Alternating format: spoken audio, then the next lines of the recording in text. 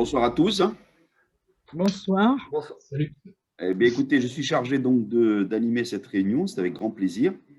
J'ai choisi un sujet ce matin, comme vous le disait Laurent, ensemble, parce que j'avais deux ou trois sujets. Et le sujet qu'on a choisi ce matin, c'était le sujet, si vous voulez, de la voiture électrique et de l'avenir de la voiture électrique dans notre société, qui est un sujet qui en ce moment est d'actualité, puisque vous l'avez peut-être vu dans la presse. Il y a beaucoup de publicité faite autour de ces nouveaux véhicules et notamment de l'augmentation substantielle des ventes de ces véhicules, notamment sur l'année dernière. Alors, je voulais un petit peu ouvrir le débat là-dessus parce que si vous voulez, effectivement, on entend beaucoup de choses sur ces voitures électriques, notamment qu'elles sont vertueuses, qu'elles sont intéressantes dans les grandes villes parce qu'elles permettent d'atténuer la pollution de manière conséquente. Ce sont des véhicules qui sont verts, en tout cas, les gens qui roulent dans ces véhicules, c'est le cas de le dire, une image de propreté, de verdure, d'écologie. Et en fait, si vous voulez, quand on regarde un petit peu plus près, on s'aperçoit que ce n'est pas tout à fait vrai. Parce que ces voitures-là, elles ont des avantages effectivement pour nous dans les pays entre guillemets riches et qui pouvons nous payer le luxe d'acquérir ces voitures-là, puisque je vous rappelle quand même que ce sont des voitures dont les tarifs oscillent facilement entre 30 et 40 000 euros, qu'on ne sait pas davantage pour des véhicules PHEV. Donc pour les PHEV, qu'on comprenne bien, c'est des véhicules qui ont la double motorisation électrique et thermique et qui sont souvent rechargeables et qui bénéficient d'avantages et qui sont promus par l'État avec des aides publiques. Et parfois, vous avez des voitures qui valent très cher. Je pense notamment à Tesla, pour ceux qui connaissent la marque, ou parfois des constructeurs, je dis premium, qui sont également dans l'électrique avec des véhicules qui parfois dépassent largement la barre des 100 000 euros. Alors, pourquoi ce débat? Parce que tout simplement, effectivement, quand on y regarde un petit peu plus près, on s'aperçoit qu'en fait, ce n'est pas si vrai que ça. Ces autos-là, si vous voulez, elles sont majoritairement vendues dans les pays riches. Les pays du Maghreb ou les pays d'Amérique du Sud ou dans d'autres pays, je dirais même en Afrique, il n'y en a quasiment pas. Et pourquoi? Parce qu'effectivement, ces pays-là n'ont pas forcément les moyens d'acquérir des véhicules de ce prix, d'une part, et d'autre part, parce que tout simplement, dans ces pays-là, tout simplement, sont conçus une grande partie des éléments des batteries. Pourquoi? Parce que ce sont des pays qui sont riches en minerais, et pour construire les batteries, il faut bien aller chercher le minerai.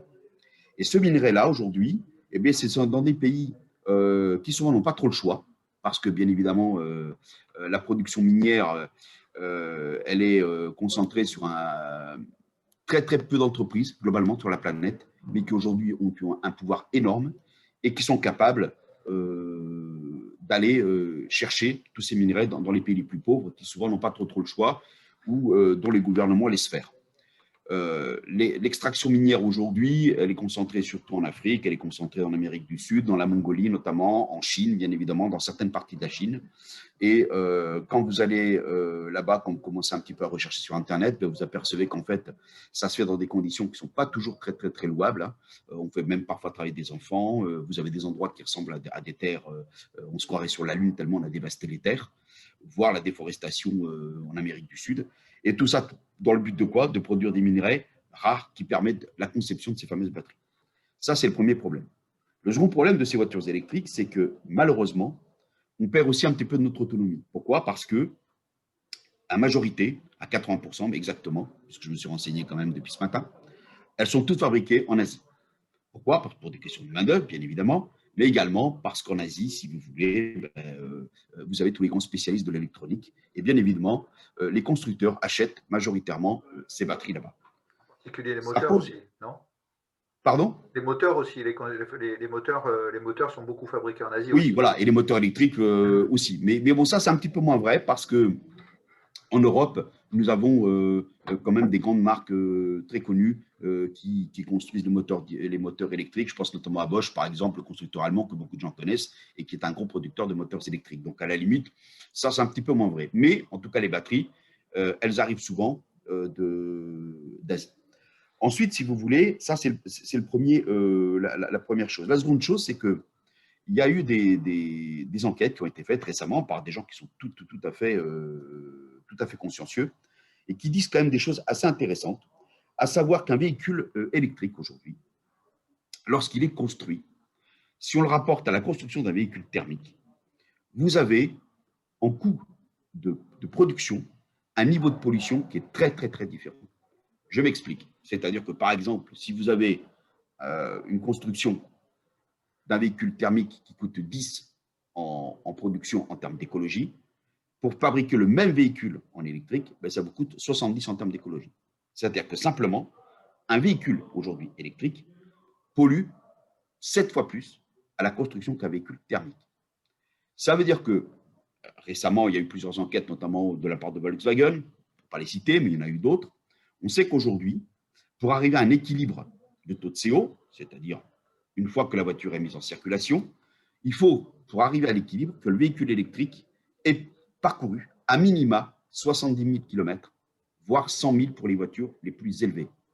Et pour les très grosses voitures, type Tesla et compagnie, tenez-vous bien, pour arriver à un équilibre écologique, il faut que le véhicule ait parcouru entre 150 000 et 204 000 km. Autant vous dire que c'est quasiment impossible, puisque vous savez qu'une batterie, au-delà de 7-8 ans, elle perd de ses capacités de charge. Plus vous la conservez, plus elle perd. Aujourd'hui, si vous prenez le cas d'Opel, par exemple, nous, on vend nos petites Corsa avec une garantie de 7 ans et 160 000 km, mais la garantie des batteries dit que le constructeur vous garantit une charge jusqu'à 70% de sa capacité à 7 ans. Ça sous-entend bien évidemment que le véhicule à 7 ans, il n'est plus en capacité de prendre 100% de ses capacités. Donc, tout ça, ça donne quand même à réfléchir. L'autre chose qui donne à réfléchir, c'est que si vous voulez, les écologistes vous disent qu'il faut absolument avoir de la voiture électrique parce qu'il ne faut pas polluer, parce que ceci, parce que cela. Très bien.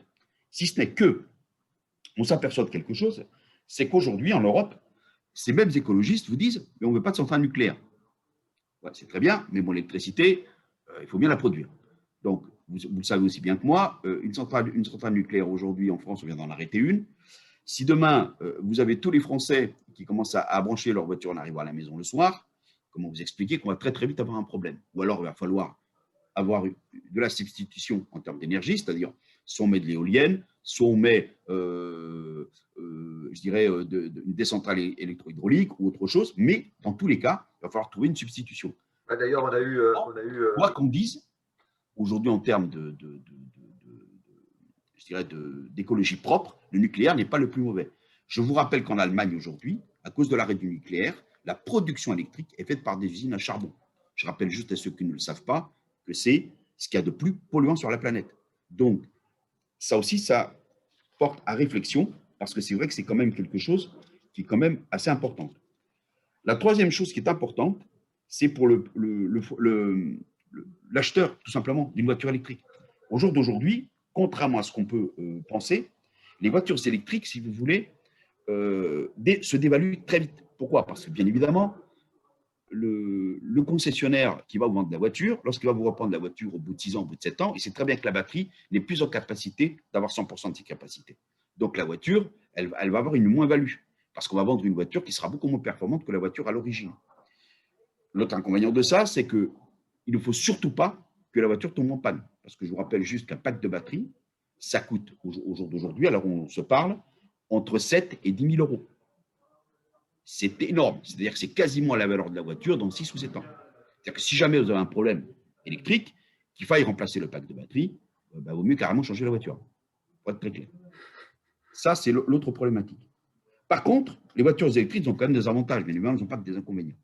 Les avantages, c'est quoi? C'est qu'effectivement, et c'est ce que met en avant les politiques, c'est que la voiture, effectivement, elle coûte beaucoup, beaucoup moins cher à l'entretien, parce que, bien évidemment, il n'y a plus de vidange, il n'y a plus de filtre, à part le filtre à particules pour l'habitacle, mais sinon, vous n'avez plus rien, à part vérifier les freins de temps en temps. Et encore, vous consommez beaucoup moins de plaquettes parce que vous avez un système de régénération avec le frein moteur électrique, ce qu'on appelle les systèmes brake, que vous avez sur tous ces véhicules-là. Mais par contre, si vous voulez effectivement, la voiture, l'entretien, il est minimaliste parce qu'on contrôle le système électrique, on contrôle le moteur électrique et un point, c'est tout. Ça, c'est une réalité. Pour le consommateur, c'est un vrai avantage. Le deuxième avantage, c'est qu'effectivement, il ne pollue pas lorsqu'il circule le véhicule. C'est un autre avantage. Troisième avantage, c'est que vous véhiculez une propreté. C'est vrai aussi que vous pouvez vous balader en ville pendant tous les pics de pollution sans aucune difficulté. Et je vous rappelle que dans certaines grandes villes aujourd'hui, on a décidé qu'on allait bannir le diesel dans quelques années. Et ça va quand même arriver très vite. Néanmoins, À tout ça, il y a quand même des inconvénients. C'est quid des recharges? Parce qu'aujourd'hui, je vous rappelle que le gouvernement a mis 8 milliards sur la table pour avoir soi-disant 100 000 bornes électriques en France. On en est à des kilomètres de ces 100 000 bornes. Et surtout, l'année dernière, il y a eu quand même quelque chose qui a commencé quand même à énerver beaucoup d'utilisateurs de ces autos-là et qui a même été un frein à la vente. C'est que pour ceux qui l'ont peut-être testé, sur les autoroutes, on a commencé à mettre pas mal de bornes électriques. Mais ces bornes électriques n'ont pas été payées par l'État, parce que l'État n'avait pas les moyens de les payer. Donc, ils ont demandé à des acteurs privés de le faire, notamment Ionisys, par exemple, pour prendre un nom que tout le monde connaît. Et Ionisys, derrière tout ça, c'est qui? C'est Eni, c'est Shell, c'est tous ces gens-là, ou Total. Donc, ces chargeurs-là, pour les installer au bord des autoroutes, ça coûte excessivement cher. Parce que tout simplement, il faut une grosse implantation électrique avec un gros câble et tout ce qui va bien. Donc aujourd'hui, vous avez des clients qui ont pris le pari de prendre de l'électrique, qui veulent faire un bord de Toulouse et qui arrivent à Agen, mais ils ont besoin de recharger leur batterie. Pas de problème. Ils s'arrêtent à la station, ils branchent la voiture, ils vont prendre un café pendant une demi-heure sur un chargeur ultra rapide, ils rechargent une grosse partie de leur batterie. La seule chose qu'on n'a pas dit à ces clients-là, c'est que le coût de la recharge, il est exponentiel. C'est-à-dire qu'aujourd'hui, vous pouvez payer pour 150 km d'autonomie jusqu'à 37 €. Je ne sais pas si vous imaginez, 37 € pour faire 150 km. C'est monstrueux. Donc, ça, c'est aussi, si vous voulez, l'autre problématique de la voiture électrique au jour d'aujourd'hui. Alors, bien évidemment, comme toute nouveauté, il y a des détracteurs, il y a ceux qui sont pour, ceux qui sont contre, etc. Moi, je reste persuadé, pour moi, que la voiture électrique, elle est intéressante pour quelqu'un qui est citadin, qui habite en ville, qui fait que des petits parcours toute la journée, qui a la chance, je dis bien la chance, d'être à la maison ou d'avoir un chargeur qui permet de charger plutôt rapidement sa voiture, parce que sur une charge standard, une simple Corsa, c'est 28 heures, c'est quand même un petit peu long.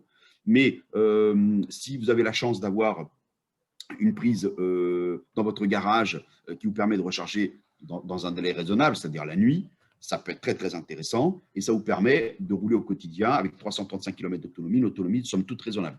Mais ça reste pour moi une seconde voiture et pas la première voiture du foyer. Ou alors, il faut accepter que lorsque l'on voyage, de louer de temps en temps une voiture ou de prendre le train ou de prendre l'avion, etc. Mais en aucun cas, il ne faut le prendre comme un véhicule au long cours.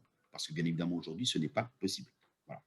Alors, je voulais un petit peu ouvrir le débat là-dessus, parce que c'est vrai que c'est comme un grand débat de société. On en entend parler en plus depuis 15 jours. Depuis même la dernière semaine de décembre. Il y a eu beaucoup de choses dites dans la presse à ce sujet. Et écoutez, c'était l'occasion d'en discuter avec vous, chers amis, de dire le sentiment là-dessus et puis de débattre. Tout